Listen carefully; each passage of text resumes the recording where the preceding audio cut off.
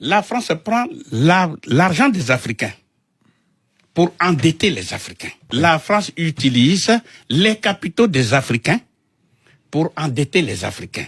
Comment ils font? Comment on le fait? Prenons un exemple. Imaginons un seul instant, on vous prête, 12 000 milliards d'euros de France, enfin, on vous confie ça. Eh bien, pendant un an, même puisque vous n'allez pas garder cet argent sous le paillasson, sous le matelas, vous allez confier ça à un banquier. Le banquier vous dit, je vous rémunère pour 1% seulement. J'ai dit, on vous confie et vous placez ces 12 000 milliards dans une banque qui vous rémunère ne serait-ce que pour 1%. 1% des 12 000 milliards, c'est 120 milliards d'intérêts seulement. 120 milliards. C'est comme ça que ça fonctionne. Eh bien, la France, un seul exemple, donc, ces intérêts rapportés en faveur de la France plus dessus, elle va aller prêter cet argent aux Africains, tabour battant, en mutant tous les journalistes, on s'en va aider les Africains. C'est-à-dire qu'on s'en va prêter l'argent des Africains aux Africains. Mais d'abord, c'est de l'argent qui est placé sur les marchés internationaux, avec donc la France a des revenus de cet argent-là, ensuite prêter aux Africains. Mais je vais vous dire en 2 mots, c'est très simple. Vous avez des comptes d'opération de tous les pays africains, 14 pays. Quand la Côte d'Ivoire, il y a des pays qui sont toujours en positif sur leur compte, et il y en a qui sont toujours juste ou en négatif. Alors, on prend sur l'argent de ceux qui sont positifs et qu'on détient pour prêter à ceux qui sont négatifs. Donc on prête l'argent des Africains aux Africains. C'est ça l'aide au développement. Il faut le savoir, parce que les Français ont le sentiment d'être pillés par les Africains et qu'on aide les Africains et qu'ils se débrouillent pas. On leur prête leur propre argent. Que ça soit clair, c'est la vérité.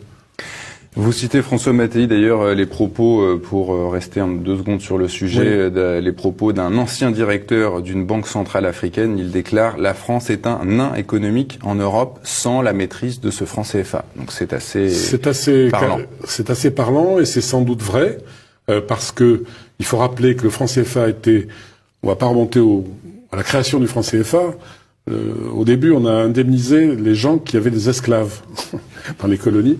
On leur a donné de l'argent. Et avec ça, on a fondé une banque à Dakar, et de cette banque est sorti le franc CFA. Donc quand même, l'origine du franc CFA est assez particulière. C'est d'ailleurs le franc des colonies françaises d'Afrique, CFA. Bon, après, on a dit de la communauté financière africaine, parce que c'est aussi beaucoup plus joli, et la sémantique compte en politique. Mais en tout cas, De Gaulle, lui, il a maintenu ces choses-là.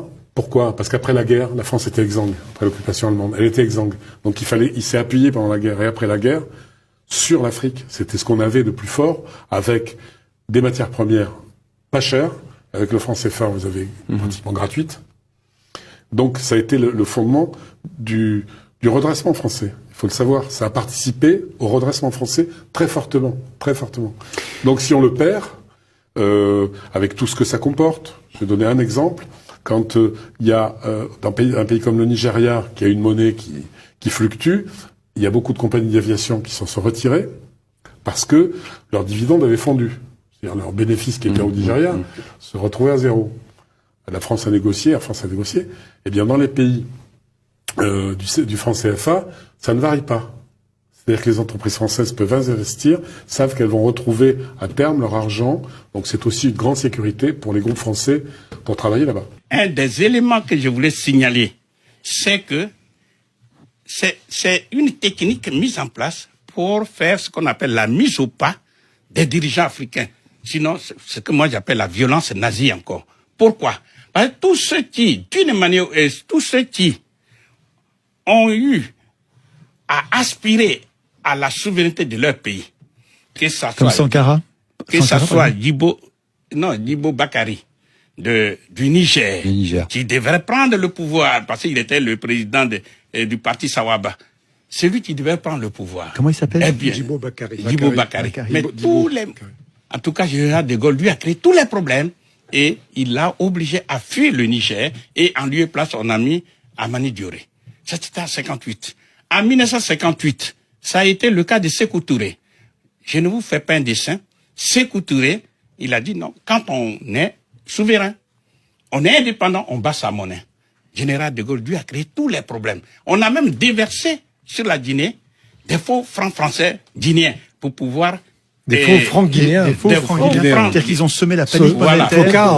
pouvoir désorganiser les barbouzes, l'économie. quoi, ont fabriqué une Ensuite, panique monétaire. Hein. Puisque le temps nous est compté, on va aller très vite. En 62, il y a eu Modibo Keïta du Mali, qui a battu monnaie.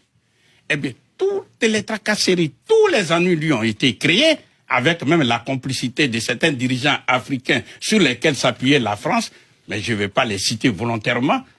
Eh bien, à la fin des fins, Modibo Keïta a été arrêté, mis en prison, empoisonné et mort en prison. Ah ben oui.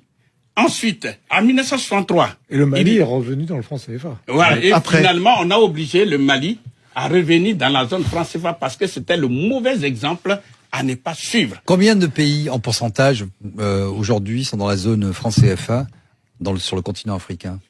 Non, il y en a 15. Ce 15. sont ces 15 dont nous parlons. 15. Ensuite, Essentiellement en Afrique de l'Ouest. en Afrique, non.